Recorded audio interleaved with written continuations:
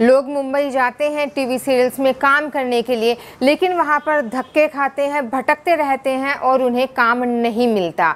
Casting director TV industry में, TV serials में एक बहुत बड़ा रोल प्ले करते हैं।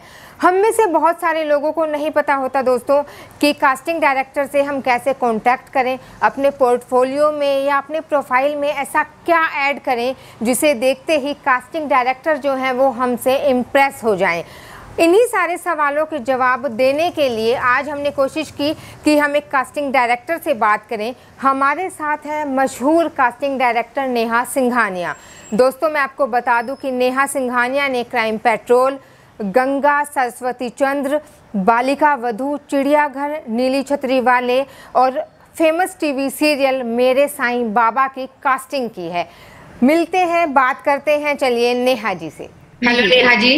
हेलो नेहा जी, सबसे पहले तो हम आपसे जानना चाहेंगे कि कास्टिंग होती कैसे है और एक कास्टिंग डायरेक्टर से कांटेक्ट कैसे किया जा सकता है। पूनम जी, कास्टिंग का जो प्रोसेस रहता है थोड़ा डिफिकल्ट है, लंबा प्रोसेस है, बट किसी भी कास्टिंग डायरेक्टर को अप्रोच करने का एक बहुत स्ट्रेट मेथड है कि आप अपने प्रोफाइल्स वगैरह उनको मेल कर दीजिए पहले। प्रोफाइल्स जब मैं आपसे कहती हूँ तो उसमें पोर्टफोलियो पिक्चर्स ही नहीं आते, उसमें ऑडिशन लिंक या आपका जो वर्क लिंक है या आपने जो काम किया है, आपके बारे में एक छोटा सा intro including your height, age, whatever, तो वो सब कुछ इंक्लूड होता है। वो आपको कास्टिंग डायरेक्टर्स को मेल करना होता है। और अगर आपका प्रोफाइल की अगर कास्टिंग डायरेक्टर के पास कोई रिक्वायरमेंट है और आपका प्रोफाइल अगर उसमें मैच हो रहा है तो कास्टिंग डायरेक्टर्स आपको डायरेक्ट कॉल करके बुला लेंगे या बात कर लेंगे, या उनको कोई ऑडिशंस चाहिए होगा तो वो आपसे ऑडिशन मंगवा लेंगे। So this is how it goes. जी नेहा जी, आपने बात की पोर्टफोलियो की। अक्सर हम ये सुनते हैं कि अगर किसी का पोर्टफोलियो महंगा हो, कोई बड़ा महंगा सा पोर्टफोलियो करवाता है तो उससे कास्टिंग डायरेक्टर जो है बड़ा इम्प्रेस होते हैं। अब इसमें सच्चाई कितनी है ये हम आपसे जानना चाहेंगे। और इसके अलावा अपने पोर्टफोलियो में या जो अपनी डिटेल्स होती है उसमें कोई भी ऐसा क्या डाले, ऐसा क्या यूज करे जिसे देखते ही एक कास्टिंग डायरेक्टर जो है वो इम्प्रेस हो जाए। अच्छा, पूनम जी, ये 2-3 सवाल है जो आपने एक साथ मुझसे पूछ लिए है, तो मैं बारी बारी उनका जवाब दूंगी। पहला सवाल आपका ये था पोर्टफोलियो को लेकर कि फोटोग्राफ्स, महंगे फोटोग्राफ्स लोग बनवाते हैं, पोर्टफोलियोज बनवाते हैं। देखिए, ऑनेस्टली अगर आप एज एन एक्टर कोशिश कर रहे हो इंडस्ट्री में आने की, तो आपके पोर्टफोलियोज बनाने की आपको एक्चुअल में जरूरत नहीं है। वो भी मैंने देखा है, काफी प्रोफेशनल फोटोग्राफर्स के पास जाते हैं, काफी पैसे स्पेंड करते हैं। एंड दिस फोटोग्राफर, ये लोग चार्ज बहुत हैवी चार्ज करते हैं एक्टर्स को, स्ट्रगलर्स को, जो नए लोग आते हैं। तो ऑनेस्टली उन सब चीजों की रिक्वायरमेंट नहीं होती है। As a casting director I am sharing my point of view. आपका all you need is a good audition. आपका एक ऑडिशन लिंक होना बहुत जरूरी है, अलग अलग कैरेक्टर्स पे, अलग अलग मूड पर। तो हम बेसिकली वो देखते हैं।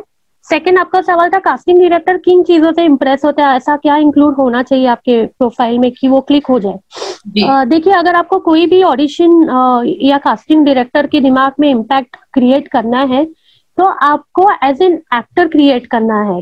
तो वो एक्टिंग, फोटोज से एक्टिंग कभी नहीं दिखती है, और मैंने कभी फोटोज देखकर किसी को काम नहीं दिया है। मुझे कोई अप्रोच भी करता है तो मैं पहले उनसे कहती हूँ send me your audition link और work links, this is what my reply is. तो आपका ऑडिशन लिंक, अगर आपका ऑडिशन एज एन एक्टर, मुझे आपकी परफॉर्मेंस किसी भी एक्टर की समझ में आती है तो मेरे लिए that is what works for me, not photograph, never. Neha ji, अब ट्रेंड कितना चेंज हुआ है कास्टिंग को लेकर, क्योंकि अब हम देख रहे हैं कि देखिए कोरोना की वजह से अब सब चीजें ऑनलाइन हो रही है, डिजिटल हो रहा है सब कुछ। तो अब जब कास्टिंग की बात आती है तो क्या कास्टिंग में भी अब ट्रेंड चेंज हो चुका है? हाँ पूनम जी, बहुत ज्यादा चेंजेस आ गए। इनफैक्ट पहले हम ऑडिशंस के लिए लोगों को बुलाते थे, अब हमारा जो भी ऑडिशन प्रोसेस हो रहा है वो सारा कुछ ऑनलाइन हो गया है। तो कोई रिक्वायरमेंट भी है तो हम ऑनलाइन स्क्रिप्ट शेयर करते हैं, हम ऑडिशंस मंगाते हैं। काफी डिजिटल प्लेटफॉर्म्स ओपन है हमारे पास, व्हाट्सएप हो गया, जूम हो गया। और मैंने भी एक NRS फिल्म्स करके एक पेज ओपन किया है अपने व्यूअर्स और फॉलोअर्स के लिए, जो नए लोग आते थे स्ट्रगल करने और उनको ये नहीं पता कि कास्टिंग मतलब ऑडिशन कैसे होते हैं, या जो सवाल आप मुझसे पूछ रहे हो कास्टिंग का प्रोसेस क्या होता है।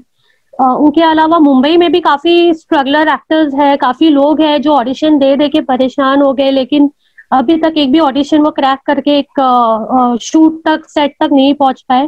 तो उन लोगों की हेल्प करने के लिए मैंने ये डिजिटल एक वर्चुअल प्लेटफॉर्म क्रिएट किया है। काफी स्टूडेंट्स हैं जो मेरे साथ अभी जुड़े हैं NRS के थ्रू, और वो एक्टिंग सीख रहे हैं, ऑडिशंस कैसे दिया जाता है, ऑडिशन कैसे क्रैक किया जाता है। तो मैं उनको स्टेप बाय स्टेप हमारी जो इंडस्ट्री का ये प्लेटफॉर्म है, ये जो प्रोसेस है, उनसे मैं उनको रूबरू करवा रही हूँ। और ये इनके लिए ही मैंने ये प्लेटफॉर्म जो क्रिएट किया है वो इनके लिए ही क्रिएट किया है, ताकि ये ऑनलाइन जो प्रोसेस, ये जो ट्रेंड शुरू हुआ है वो समझ जाए कि ये है क्या actually and how does it work. जी नेहा जी, जब से सुशांत सिंह राजपूत की मौत हुई है उसके बाद से बॉलीवुड कहिए या टीवी इंडस्ट्री कहिए, नेपोटिज्म का मुद्दा बहुत ज्यादा सामने आ रहा है। जो फिल्म स्टार्स हैं कुछ या टीवी इंडस्ट्री के जो लोग हैं वो भी खुलकर नेपोटिज्म के बारे में बोल रहे हैं। आपसे मैं ये जानना चाहती हूँ कि जब आप कास्टिंग करती हैं तब भी क्या नेपोटिज्म से बाइज्ड होती हैं, और या फिर जो कास्टिंग डायरेक्टर है क्या उन्हें भी नेपोटिज्म का सामना करना पड़ता है?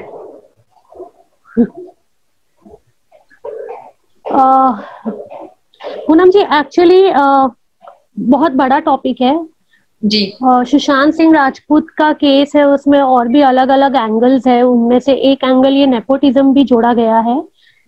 यस, बिल्कुल इंडस्ट्री में नेपोटिज्म है, और नेपोटिज्म कह लो या आप नेटवर्किंग कह लो, हर किसी ने अपना एक ग्रुप बनाया हुआ है यहाँ पर, और दूसरे नए लोगों को बहुत जल्दी से एंट्री नहीं मिलती है। मैं खुद कास्टिंग में हूँ और मुझे बहुत समय, बहुत स्ट्रगल करना पड़ा यहाँ तक पहुंचने के लिए। तो बहुत से लोग ऐसे हैं जो पहले फर्स्ट स्टेप में गिव अप कर देते हैं, या कुछ लोग जो मेरी तरह ढीठ होते हैं वो टिके रहते हैं और वो आगे बढ़ते हैं और सक्सेसफुल होते हैं। सो ये नेपोटिज्म वाली बात तो है, नेटवर्किंग भी यहाँ पर है, और आपको इंटरनली कौन कहाँ ब्लॉक करवा देगा आपको पता भी नहीं चलेगा अगर आप उनके मर्जी के मुताबिक काम ना करो इंडस्ट्री में, तो आपके पास आप स्ट्रगल ही करते रह जाओगे। This is the dark secret of our industry. Movies में नेपोटिज्म होती है और टीवी इंडस्ट्री में रेफरेंसेस होते हैं, क्योंकि टीवी में तो टैलेंट ही चलता है अगर आप अच्छे एक्टर हो, क्योंकि डेली सोप्स होते हैं एंड जो डेली बेसिस पे ऑडियंस देखती है। अगर आप अच्छे एक्टर या परफॉर्मर नहीं हो तो आपको बहुत लॉन्ग टर्म आप नहीं बैटिंग कर पाओगे फील्ड पर। तो टेलीविजन में लोग रेफरेंसेस लेकर आते हैं, बहुत बड़े बड़े, कोई प्रोड्यूसर के रेफरेंस से आते हैं, कोई HOP के रेफरेंस से आते हैं, कोई क्रिएटिव के रेफरेंस से आते हैं। बट टीवी इंडस्ट्री में एक चीज अच्छी है कि यार रेफरेंस के ऊपर बहुत जल्दी आपको एक छोटा सा ब्रेक, एक पुश मिल जाएगा, बट आपको एक जैसे कि कहते हैं ना स्टार वाला जो प्लेटफॉर्म है वो आपको खुद क्रिएट करना है अपने लिए। बट ये चीजें है। और जहां तक कास्टिंग डायरेक्टर की बात है, क्या मैं फेस करती हूँ नेपोटिज्म और ये सब, हम कास्टिंग डायरेक्टर्स के साथ और भी काफी चीजें जोड़ी जाती है। कास्टिंग के साथ कास्टिंग काउच वाला जो शब्द है वो अटैच है ही, वो बहुत फेमस है। बट हमें बहुत संभल के चलना पड़ता है। मैं एक फीमेल कास्टिंग डायरेक्टर हूँ, तो ये सबको पता है कि it's a male dominated field. Casting में मोस्टली जो मेल्स हैं वो ही सर्वाइव कर, मतलब आप देखोगे जितने भी आप बड़े बड़े नाम देख लो तो मोस्टली सब मेल कास्टिंग डायरेक्टर्स हैं। फीमेल बहुत ज्यादा लंबे समय तक सस्टेन नहीं कर पाते क्योंकि ये इंडस्ट्री वैसी है ना। और मैं आपसे बता रही थी, नेपोटिज्म हो गया, नेटवर्किंग, रेफरेंसिंग हो गए, कास्टिंग काउच हो गए, ये सारे प्रॉब्लम्स है। और हमारी इंडस्ट्री में नहीं, ये हर एक सेकंड इंडस्ट्री में ये सारी प्रॉब्लम्स है। बट इनको फेस करके हर एक आम आदमी भी स्ट्रगल कर ही रहा है ये सारी चीजों से, है ना। कितने नेहा जी, आपने 400 के करीब फ्रेश फेसेस को ब्रेक दिलवाया, उसके बारे में थोड़ा सा आपसे जानना चाहेंगे, क्योंकि ये चीज ऐसी है नेहा जी, हमारा जो भी ये इंटरव्यू लोग देखेंगे तो कम से कम उनको ये होगा, मोटिवेशन मिलेगा, उनको लगेगा कि हाँ भाई वो भी जाकर ट्राई कर सकते हैं इंडस्ट्री में। पूनम जी, मैं आपसे बताना चाहूंगी कि मैं खुद एक बाहर आउटसाइडर थी और स्ट्रगल करके मैंने अपना रास्ता खुद बनाया है इस इंडस्ट्री में, जैसे कि मैंने आपको अभी बताया। मेरे पास कोई रेफरेंस नहीं था, मेरे पास सिर्फ अपना टैलेंट था और मुझे अपना काम आता था सही तरीके से करना। मैंने अपने काम में कभी एक्सक्यूज नहीं दिया। सो this is here I am, मैं आपके सामने बैठी हूँ। तो मेरे पास जब भी कोई आता है रेफरेंसेस या बड़े बड़े लोगों के नाम लेकर, या नेपोटिज्म वाला जो मुद्दा होता है, कोई अगर स्टार किड या स्टार के बच्चे आते हैं, तो मैं उनको इस बेसिस पे नहीं नापती कि वो किसके रेफरेंस से आए हैं, या अगर मैंने उनको काम नहीं दिया तो मेरे साथ क्या होगा। मैं अपने वर्क के साथ बहुत ऑनेस्ट हूँ, और मैंने जितने लोगों को काम दिया है, 400 क्या, मुझे तो खैर नंबर्स याद नहीं है, डिजिट्स याद नहीं है, बट मैंने बहुत लोगों को काम दिया और विदाउट रेफरेंस मैंने उन सभी को काम दिया है। हमारी इंडस्ट्री में एक और ब्लैक स्पॉट है, यहाँ पर कोऑर्डिनेटर्स नामक चीजें हैं। जो नए लोग मुंबई के बाहर से आते हैं वो ये कोऑर्डिनेटर्स के हाथ में लग जाते हैं, और ये लोग क्या करते हैं, ये लोग नए नए लोगों को यहाँ वहाँ घुमाएंगे और काम देने के बदले में इनसे पैसे भी मांगते हैं कि हम आपको काम दिलाएंगे, आप हमें इतना कमीशन दो। तो मैं कभी कोऑर्डिनेटर्स के साथ मेरा कोई टाई अप नहीं रहा है। मैं जो भी काम देती हूँ एक्टर्स को, अगर वो उनके अंदर स्पार्क है, टैलेंट है, तो मैं उनको डायरेक्ट काम देती हूँ। और मैंने ऐसे काफी लोगों को काम दिया है अपने शोज में, और काफी लोग बहुत सक्सेसफुल हो गए हैं अपने करियर में, बहुत अच्छा कर रहे, टॉप पर है।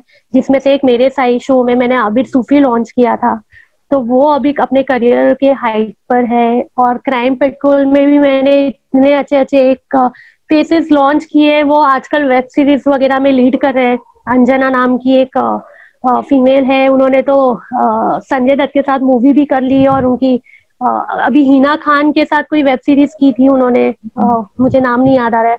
एंड वो हमेशा मुझे ओपनली ऑन फेसबुक प्लेटफॉर्म वो हमेशा क्रेडिट भी देती कि नेहा मेरे सक्सेस का रीजन आप हो। So it really feels good कि एटलीस्ट हम जैसे लोगों को एक कोई मौका तो दे रहा है अपना टैलेंट प्रूव करने का। नहीं तो यहाँ तो लोगों को अपना टैलेंट दिखाते दिखाते, अब नवाजुद्दीन को देख लो, कितने एज में आके उनका टैलेंट हाईलाइट हुआ है। सो मैं नहीं चाहती कि हर कोई इतना लंबा स्ट्रगल करे। मुझे वो अगर स्पार्क दिख जाते तो भाई मैं उनको ब्रेक दे देती हूँ उनका। नेहा जी, उम्मीद करते हैं कि आप आगे भी लोगों को ऐसे ही ब्रेक देती रहेंगी, उनको काम देती रहेंगी, ताकि वो भी सितारा बनकर चमकते रहें। हमसे बातचीत के लिए आपका बहुत बहुत शुक्रिया। थैंक यू पूनम जी, बहुत अच्छा लगा आपसे बात करके। Thank you.